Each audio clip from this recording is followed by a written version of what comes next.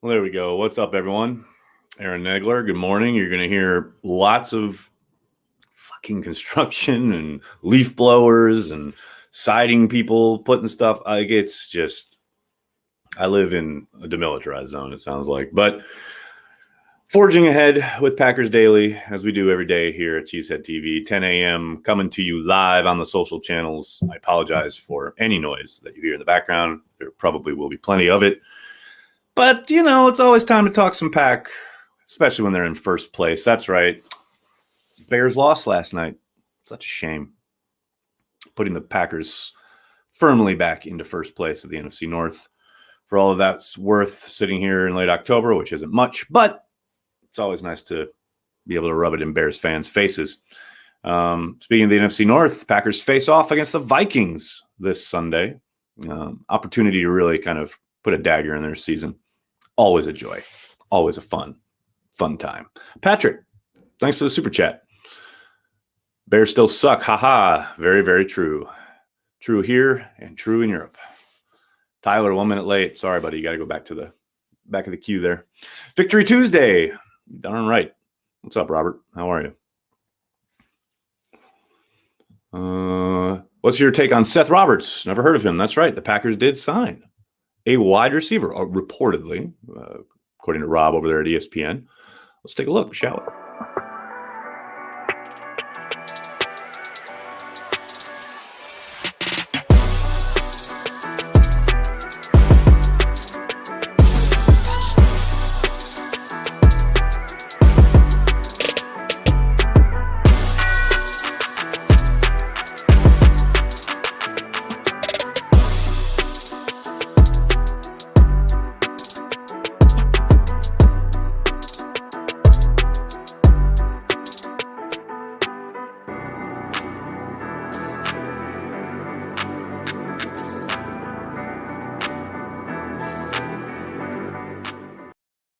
So there you go. Seth Roberts coming on board the practice squad, at least initially, according to Rob Demovsky over there at ESPN.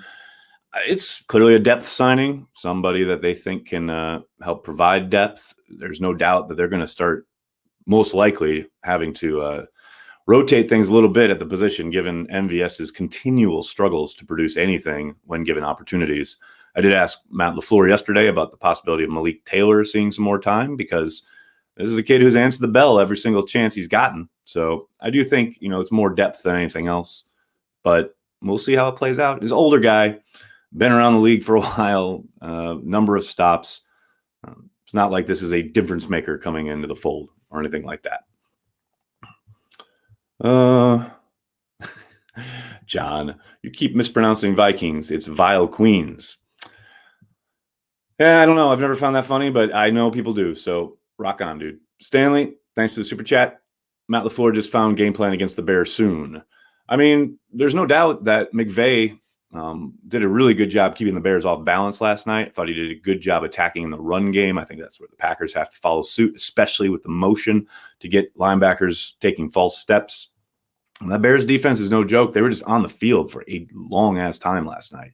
Bears offense could barely generate anything. So it's not like the Bears are frauds or anything. They're still a very tough team. There's no doubt about that. Why did they stop wearing pink for October? What a different question. I believe it was something to do with the fact that there was some digging done by various outside sources that looked into the the charities that were benefiting off of all the pink, which basically very little was actually going to cancer research and or cancer programs. So I do think they kind of rethought their branding in that regard. Dustin, thanks for the super chat. Saw Cousins on America's Most Wanted for burglary, and news confirms the horn is part of ISIS. Woo! Vikings week is always fun, no doubt about it. Nicholas, thanks for the super chat. Did you learn about the team from this win? From the Packers win over the Houston Texans? Yes, I learned that they have a boatload of depth, and they have the ability to utilize it and still crush a team. The thing is if the Packers had struggled, people would have said, oh, they struggled against a bad team, and then completely discounted the depth. the fact that they were playing a number of guys in place of starters. If they had lost, it would have been World War III, regardless. But they've won and they've crushed this team, and lots of people, I guess deservedly so, are, well, if they're a good team, they should be crushing the Houston Texans. And that's correct. But the fact that they did it with so many backups, that speaks to the job Brian Gutekunst and Matt LaFleur are doing in Green Bay. It's interesting how, the naysayers, the people, they should have drafted a wide receiver, all those folks, all of a sudden really quiet when the depth steps up and they crush a team, with cast-offs or nobodies at wide receiver. It's almost like it doesn't fit their narrative. It's interesting how that works. But yes, well, the thing I learned was that this depth is ready to play, and Matt LaFleur can coach the hell out of this team.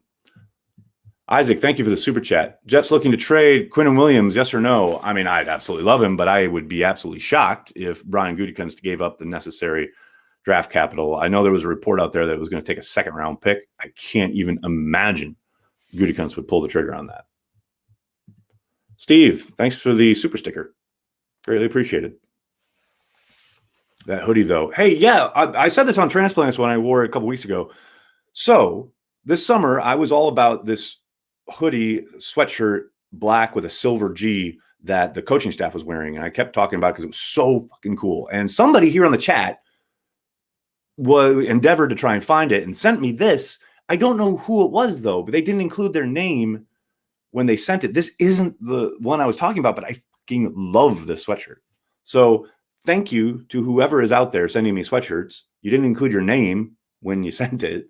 And I missed your name on the chat when you mentioned that you were going to be sending it to the office. So I thank you a million times over, because I absolutely love this hoodie. What else we got? Does Kamal Martin and Chris Barnes' production give Pettine more flexibility to let Preston Smith pass rush more? I guess a little bit. I don't think it's a question of Preston Smith needing to pass rush more. You look at the splits from last year to this year as far as the number of times he's dropping into coverage. It's pretty negligible. It's not like this monster change. He just, needs to start winning more. And I think you saw the start of that on Sunday, given his performance. But there's no doubt that having a few more chess pieces to play with, so to speak, along the interior should help free up both Preston and Z. Because if you're, say, blitzing, running a dog, what have you, you're going to be utilizing or taking up some of those interior guys, especially running backs who are taught to work inside out. You're going to get a few more one-on-ones out there. No doubt about it. Justin, thanks for the super chat. I wonder what Banky thought of the punter masterclass in LA last night. I kept waiting for him to chime in, but he was awfully quiet on the old tweet machine last night. It was Jermichael Finley. Yes, Jermichael Finley sent me a hoodie. Let's make Paul Allen miserable Sunday. Brian Price, from your super chat to God's ears. Thanks for the support, buddy. Absolutely. Is Oren Burks an outside linebacker now? They're running him outside mostly at this point. And as I said on Twitter, they're just wasting reps. He's a fine depth guy, really good special teamer. They're absolutely wasting time having him rush the passer as an outside backer. Get Tippa up and let him eat, man. I'm sick of watching that. Vic Ketchman sent it. I love this now. Is MVS done? Greg, he's not done. He just needs to start, A, holding on to what's thrown at him, B, playing more consistently. But there is definitely a possibility that they start phasing him out the way they did last year. Everyone talked about it this summer about, he didn't lose confidence. The team didn't lose confidence in him. And of course, both of those things happened last year. And now we sure seem to be on the precipice of a repeat. There is no thing that you can say or do to change the fact that MVS needs to play more consistently. He needs to set the standard, so to speak, as Aaron Rodgers called it. And we saw it this summer, day in and day out. He was one of the best players in camp. But for whatever reason, now the lights are on and it all counts, and he is not answering the bell. I would not be surprised to see less and less of him as the year goes on. Does Christian Kirksey get his job back when healthy? We'll see, Matt. Kamal Martin keeps playing well. It's going to be hard. Is Burgess good?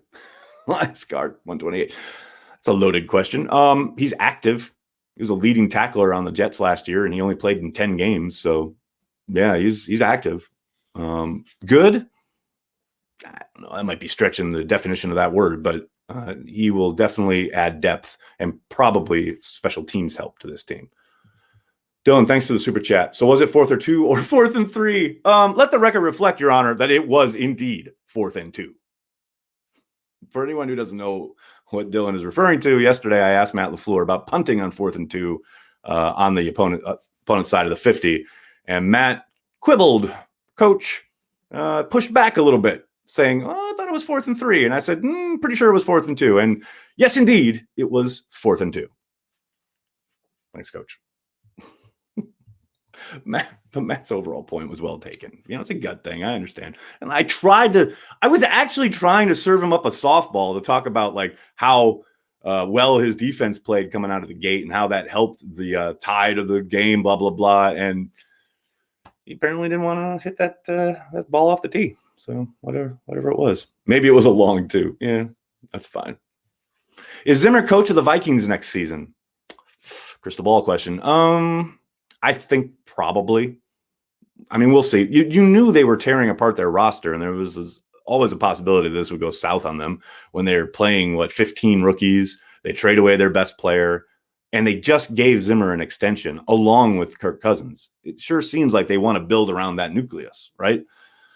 Now, the NFL is a very fickle place. NFL owners famously change their minds, on a whim. So we'll have to wait and see. But hopefully the Packers at least dispatch the Vikings and Zimmer for this season on Sunday.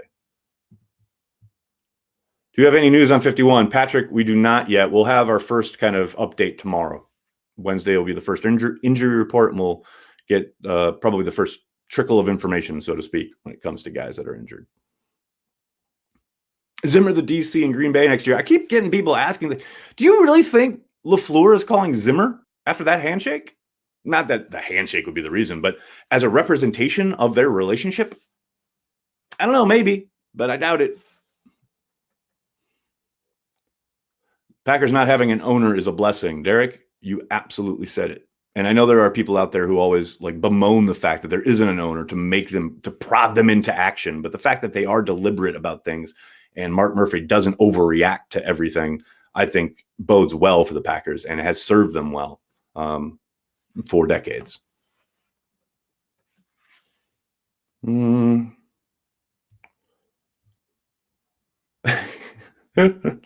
People quibbling about the 4th down. It was 4th and 2, people. I won't hear different. I don't know. The inside linebacker group is getting stronger, and Kirksey will return. I mean, it's getting stronger in the sense that Kamal Martin got on the field, and he picked up right where he left off this summer. We'll see how much more that expands and how much time he takes away possibly from Barnes, because that's the key to me. People keep asking about Kirksey. I mean, I think Barnes is the one who's got to worry about a reduced role here, because I do think if Kirksey does come back, it's Barnes' role that he'll probably take, and Kamal will stay on the field. Then who knows who becomes the 3-down guy, because Martin's got the ability to.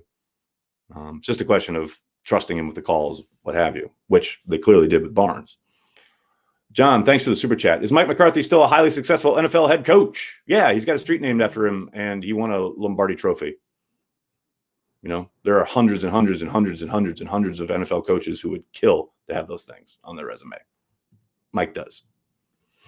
I want to see Green Bay drop 50, especially on the Vikings. Remember that Thursday night game? Was it Pepper's first year in Green Bay with Eddie Lacy? It was 2014, and Lacy was running roughshod, and Peppers had the pick six. I want a game like that. That's what I want. Sandy, how did you become a Packers fan? I was born and raised in Appleton, Wisconsin. Grandpa had season tickets. Mom and dad. Dad's a huge Packers fan. Grandma and Grandpa went to the Ice Bowl. It's just in my blood. A Winter is Coming t-shirt for Cheesehead TV should be next. Isn't that kind of played out? Isn't the whole Winter is Coming thing kind of, Game of Thrones done? I mean, I'm happy. There are plenty of Winter is Coming t-shirts out there, right? We don't need a Cheesehead TV one. But literally fire capers. Nice. Zimmer's pride wouldn't let him work for LaFleur, though. Probably right, Javier. I wouldn't be surprised at all. Oh, hello.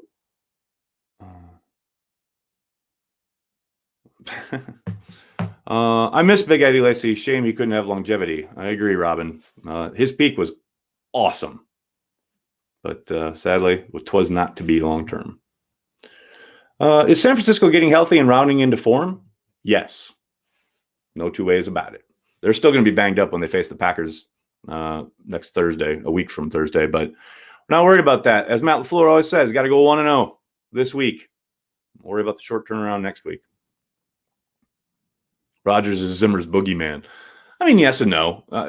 Zimmer's got probably as good a track record against Rodgers as a defensive coordinator or head coach who's coordinating the defense as anybody in the league. I mean, Rodgers has had success lately, no doubt about it. But Zimmer's always been up to that task. Kyle, thank you for the super chat. Man, Nick Foles is so good, but then again, so is Trubisky. Chicago should sign them both to 10-year extensions. Man, Nick Foles has more prayers answered than the Pope. There was that one play last night, so early in the game, so ridiculous, where he rolls out to his right, can't find anybody, literally throws across his body, across the field to Jimmy Graham. Probably should have been picked off twice. Or no, I'm sorry, it wasn't Jimmy Graham. That was the Falcons game. But across the field, and it gets caught by his dude. Like, this guy, he gets so lucky sometimes. It's maddening. Nathan, thanks for the super chat. Grandpa Negler, after Ice Bowl, if the Packers drafted a receiver, we could have four-peated. Absolutely. Oh, Ralph would have had no time for the wide receiver nonsense. No doubt about that. Ooh, Steven, damn. Is Aaron Jones a top 5 running back in Packers history? 100-year history. Wow. He's approaching that?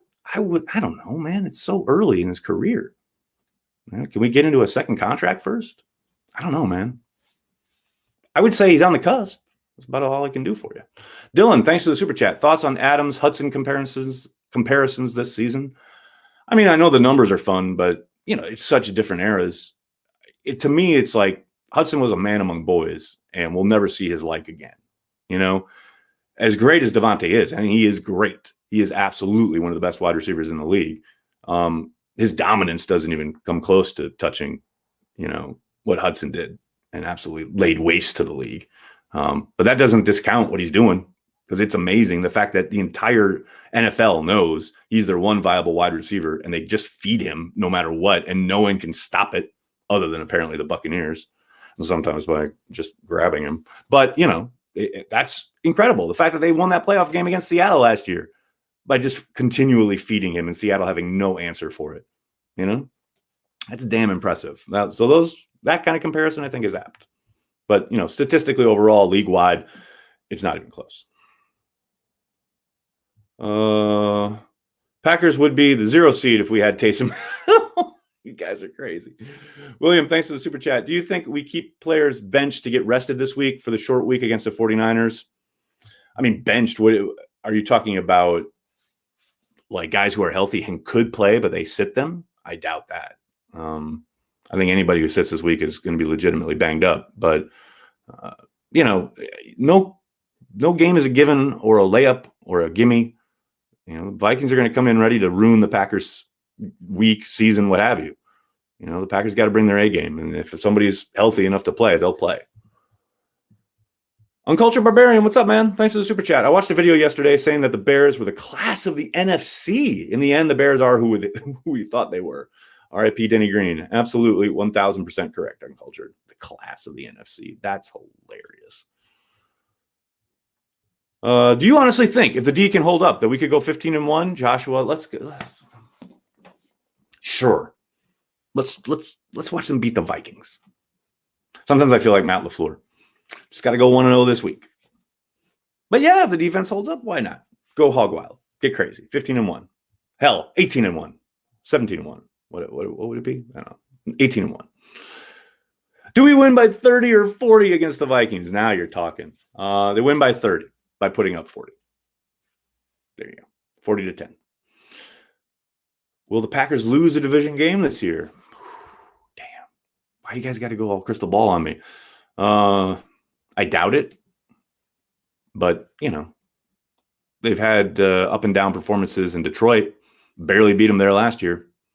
It's got 2 games against the Bears yet. Definitely a maybe. Drew, no, nothing on Barnes' injury yet. We won't know anything until tomorrow. All right, now I'm getting repeats, so it's time to go. Can't thank you guys enough for hanging out, talking Packers, checking out Cheesehead TV each and every day here for Packers Daily. Please do me a monster favor and hit like on this video. Subscribe to the channel. Tell your friends, tell your family, Cheesehead TV. We are devoted to Green Bay Packers fans worldwide. Make sure you are subscribed so you know when we're live, including tomorrow at 5 p.m. Eastern, 4 p.m. Lambeau time. Corey Banky and I will be back with another edition of Packer Transplants Live. I'll also be back tomorrow morning at 10 a.m. Packers Daily. Let's keep it here. Thanks a lot, everybody. Have a great day. Go Pack Go.